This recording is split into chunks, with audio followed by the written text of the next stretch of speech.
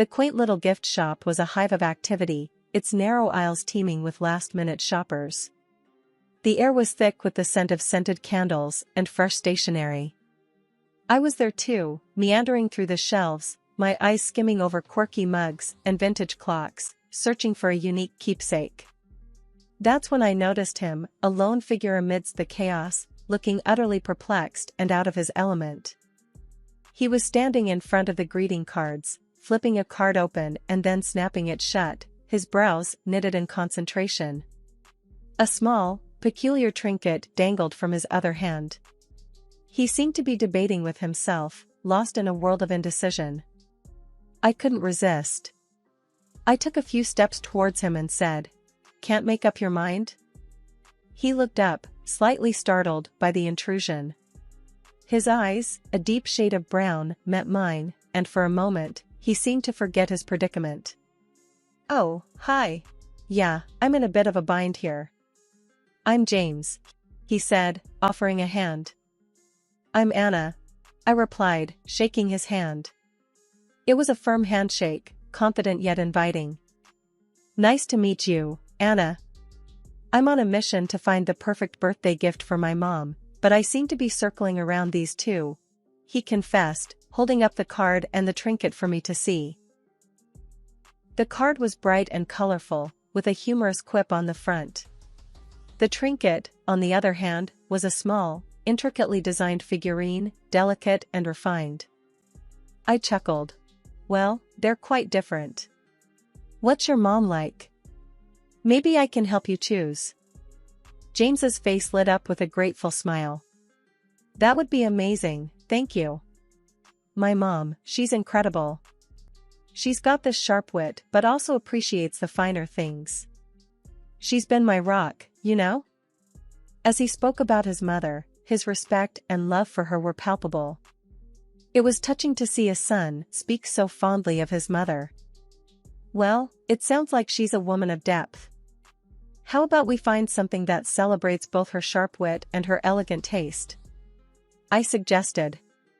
We spent the next few minutes discussing his mother's likes and dislikes, her hobbies, and her style. The more we talked, the more I realized how easy and natural it felt to converse with James. He had a way of making every topic interesting and every joke funnier. Eventually, we settled on a beautiful pendant that was both elegant and quirky. It was a small, silver piece with an intricate design, but the centerpiece was a tiny, whimsical figure that seemed to dance in the light. Anna, you're a lifesaver. I would have been lost in here for hours without your help. How can I thank you? James said, his relief evident. How about you save me from having to cook dinner tonight? I joked, half hoping he'd take the bait. James's eyes twinkled with amusement. Dinner it is.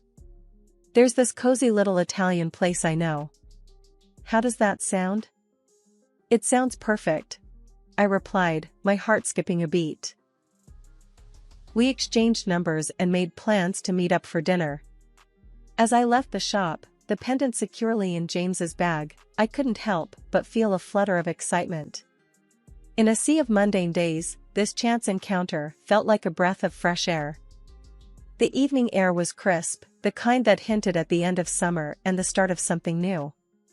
I stood outside James's parents' house, my palms sweaty, rehearsing my greeting. Nice to meet you.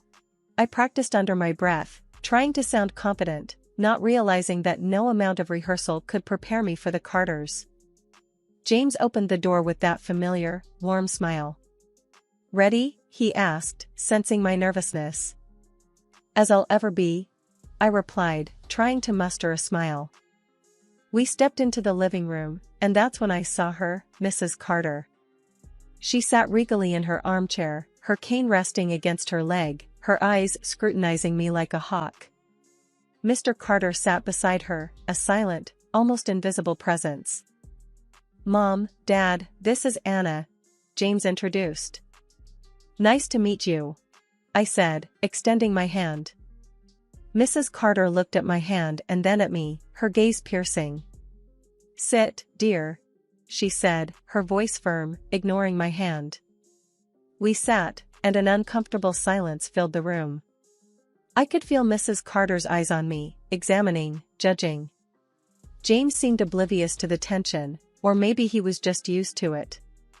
"So, Anna," Mrs. Carter began, her tone casual yet loaded. "James tells us you're an accountant. That must be interesting." "Yes, it's quite rewarding. I love working with numbers, finding solutions," I replied, trying to sound upbeat.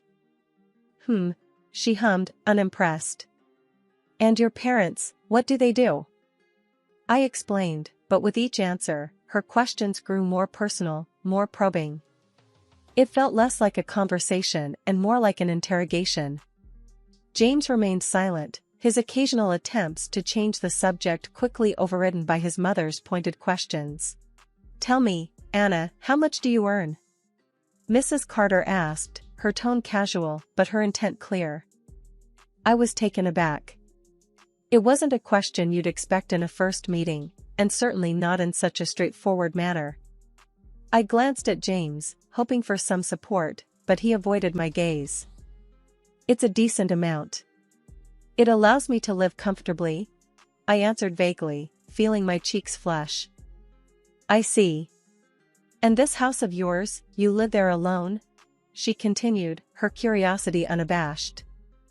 "It was my grandmother's.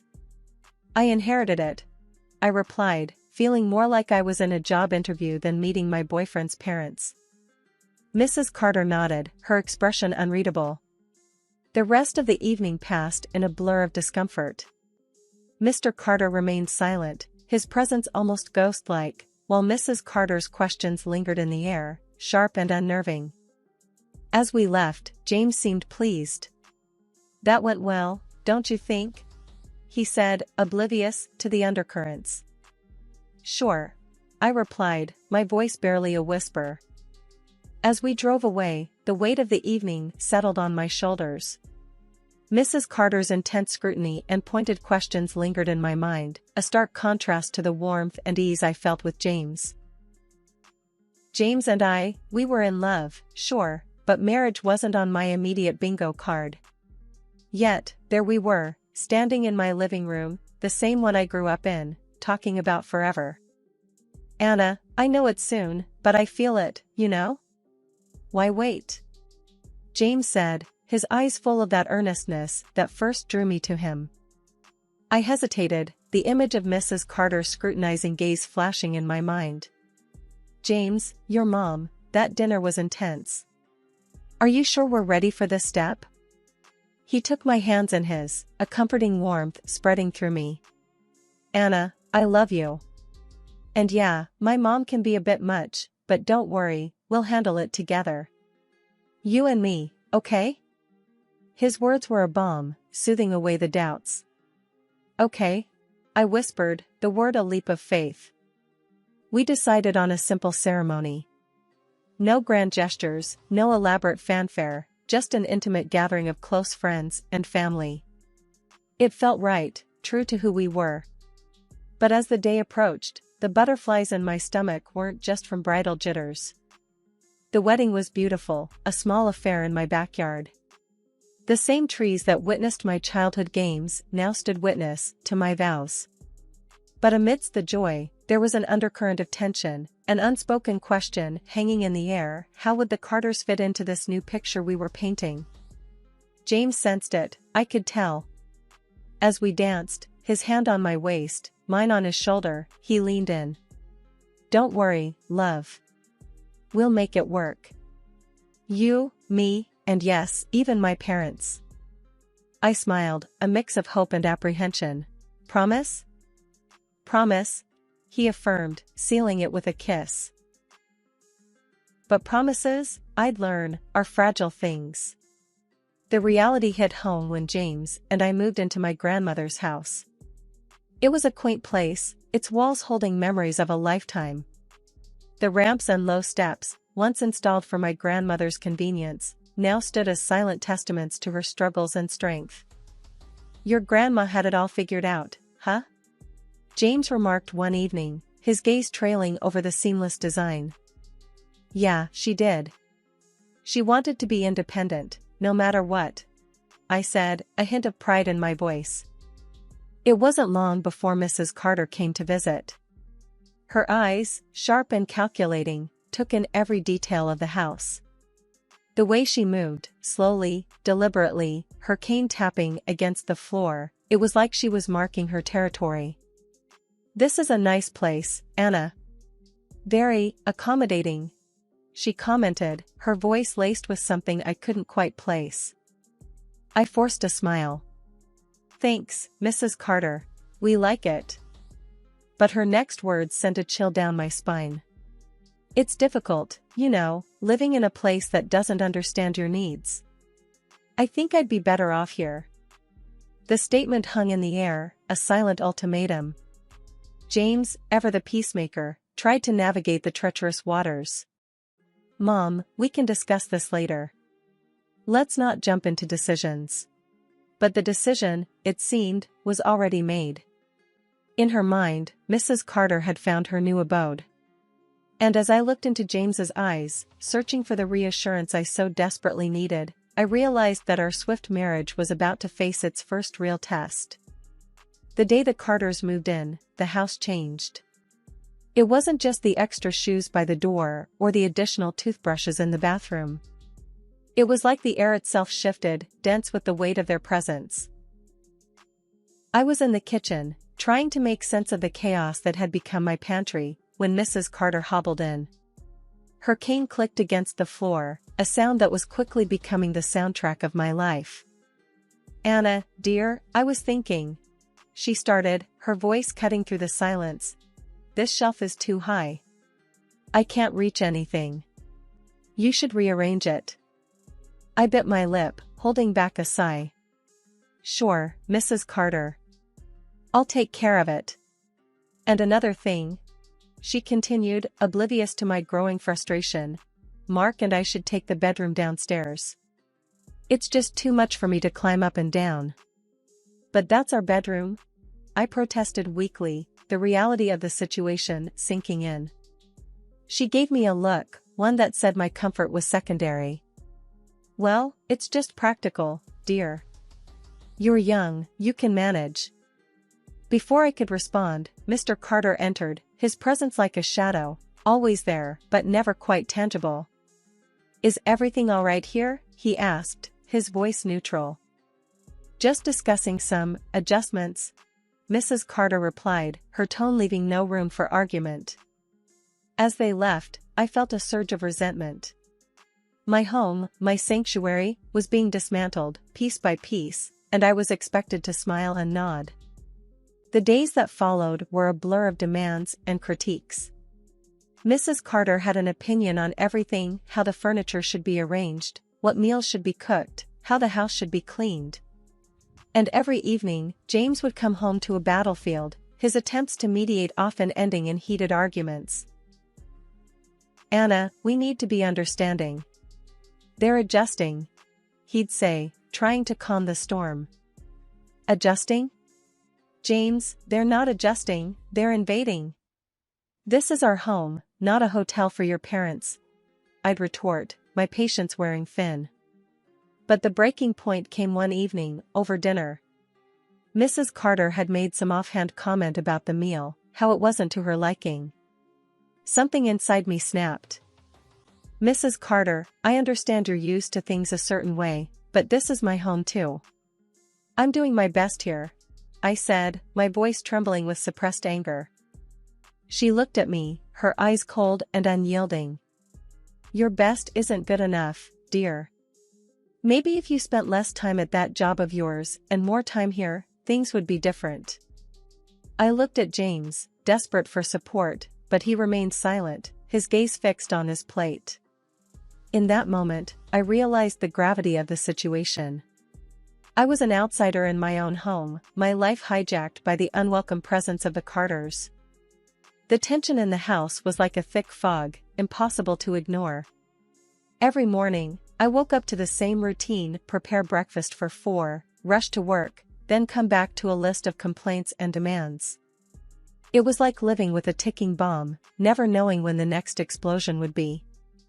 One evening, I was in the kitchen, trying to juggle preparing dinner and responding to a flurry of work emails when Mrs. Carter came in, her cane tapping a steady, irritating beat on the floor. "Anna, this kitchen is a mess. And what's for dinner? I hope it's not that bland chicken dish you made last week," she said, her voice dripping with disdain. I clenched my jaw, fighting the urge to snap back. "I'm doing the best I can, Mrs. Carter. And it's pasta tonight." She sniffed, making it clear what she thought of my best. "You know, if you weren't so tied up with that job of yours, maybe you'd manage the house better." That was it. The final straw. I turned to face her, my hands trembling with frustration. "Mrs. Carter, I'm working this job to support us. And I'm also trying to manage the house. I'm only one person. I can't do everything." Her eyes narrowed. "Well, maybe you should consider working from home then. That way, you can keep an eye on the house and still do your job." I was flabbergasted. Work from home? Just so I could clean up after them and cook on demand? The thought was suffocating. "James and I have been talking, and we think it's the best solution," she continued, as if reading from a script.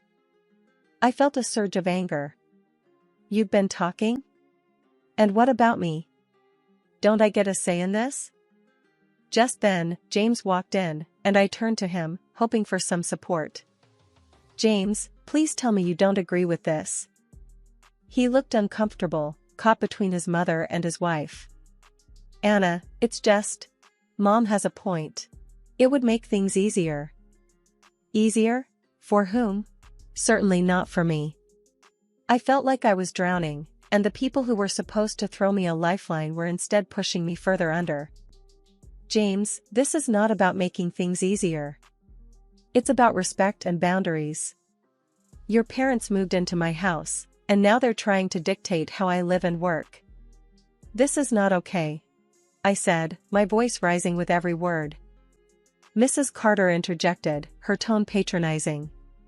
"Anna, dear, we're family now. We should be helping each other, not arguing over trivial things." Trivial things? My job, my independence, my sanity, were these trivial things? I looked at James, searching his eyes for the man I married, the man who promised to stand by me. But all I saw was indecision, a man torn between his wife and his mother. Under the relentless pressure from Mrs. Carter and the passive compliance of James, I found myself boxed into a corner with no escape. The air in the house was thick with my silent acquiescence as I reluctantly agreed to work from home. Each day melted into the next, a monotonous blend of keystrokes, cooking, and cleaning, all under the watchful, often disapproving, gaze of Mrs. Carter. James, for his part, seemed blind to the imbalance, content to let the scales tip ever in favor of his parents. Then came that fateful evening, the one where the weight of my silence became too heavy to bear. We were gathered around the dinner table, the air heavy with the scent of the meal I had spent hours preparing. Mrs. Carter was mid-complaint about the seasoning of the chicken when I finally found my voice. "I'm tired," I said, the words falling from my lips like heavy stones. "I'm tired of trying to balance work and taking care of everyone's needs. Maybe it's time we considered living separately." The words hung in the air, a fragile bubble of hope destined to burst. Mrs. Carter paused, her fork mid-air, her eyes locking with mine. Then, to my utter disbelief, she nodded. "I agree," she said, her voice smooth as silk, her tone matter of fact. "This arrangement isn't ideal. But this house, it's so well equipped for our needs. So, Anna, it would make sense for you to find another place." The room spun, her words a gut punch that knocked the air from my lungs. I turned to James, desperate for him to intervene, to stand up for us, for our home. But the man I looked to for support merely echoed his mother's sentiment. "Mom's right, Anna. This house suits their needs. You can leave here if you like," he said, his words slicing through the last tether of my restraint. His words, so casually delivered, were the culmination of 1,000 tiny betrayals. The man I loved, the man I had built a life with, was offering up my sanctuary, my grandmother's legacy, on a silver platter to appease his parents. Without a word, I pushed my chair back and stood up. The legs of the chair scraped against the floor, the sound sharp and final. I could feel their eyes on me, wide with surprise, as I pulled out my phone and dialed the number I had looked up just moments ago, my fingers steady, my resolve unwavering. The room was silent except for the muffled voice on the other end of the phone. "Yes, I need to schedule a move," I said, my voice clear and loud enough for everyone to hear. A look of triumph flickered across Mrs. Carter's face, a smug smile curling her lips as she mistook my actions. She thought I was conceding, retreating from my own home. But the reality of my words hadn't hit her yet. I turned to face her, my eyes locking with hers. "Mrs. Carter, you seem to be misunderstanding the situation. The movers aren't for me. They're for you, your husband, and James. You have until the end of the day to pack your things and leave my house." The silence that followed was profound, the words hanging in the air like a verdict. Mrs. Carter's face drained of color, her triumphant smile faltering, transforming into a mask of disbelief and shock. But this is our home now. You can't just throw us out," she stammered, her voice trembling with a mix of outrage and fear. "This was never your home. You imposed yourselves, and your son allowed it. But I'm reclaiming what's rightfully mine," I replied, my voice unwavering. James was on his feet now, his face a mixture of confusion and desperation. "Anna, please, let's talk about this. You don't need to do this. We're a family." The word family hit me like a slap in the face. This was not how family treated each other. This was not how love manifested. "James, a family respects each other. A family supports each other. What happened here was manipulation and disrespect. I'll have the divorce papers sent to you tomorrow," I said, the finality of my words sealing the fate of our marriage. Mrs. Carter started to cry, her sobs a cacophony of disbelief and loss. James tried to plead, his words a jumbled mess of apologies and promises. But it was too late. The decision had been made, the line drawn. The day after the movers had cleared out the last of the Carters' belongings, I stood in the middle of my living room. The sun streamed through the windows, its light touching every corner, every surface, as if to cleanse the space of the heavy shadows of the past months. The house was quiet, a stark contrast to the constant noise and tension that had become my daily reality. I wandered from room to room, each step feeling lighter than the last. The house was mine again, my sanctuary, my refuge. I could breathe, truly breathe, without the weight of their expectations suffocating me. It was in this moment of solitude that the doorbell rang, a gentle chime that seemed too loud in the quiet of the house. I opened the door to find my friend Sarah standing there, a warm smile on her face and a casserole dish in her hands. "Heard you might need some company and comfort food," she said, stepping inside. We made our way to the kitchen, the aroma of the casserole filling the space, a scent of normalcy, of home. As we sat down at the table, Sarah reached for my hand, her touch grounding. "So, what now?" she asked, her voice soft but curious. I took a deep breath, the future a blank canvas before me. "Now, I start over. I rebuild, on my terms. It's daunting, sure, but also liberating." Sarah nodded, her eyes reflecting understanding and support. "You know, sometimes the best beginnings come from the hardest endings.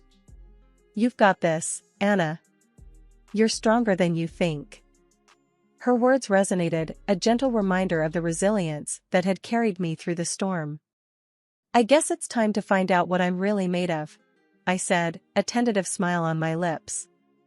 The conversation flowed, the comfort of old friendship wrapping around me like a warm blanket. We talked about everything and nothing, the laughter and chatter a balm to my weary soul. And as the sun dipped below the horizon, painting the sky in hues of orange and pink, I realized that this was more than just a new beginning. It was a chance to rediscover myself, to redefine my boundaries, to live my life unapologetically.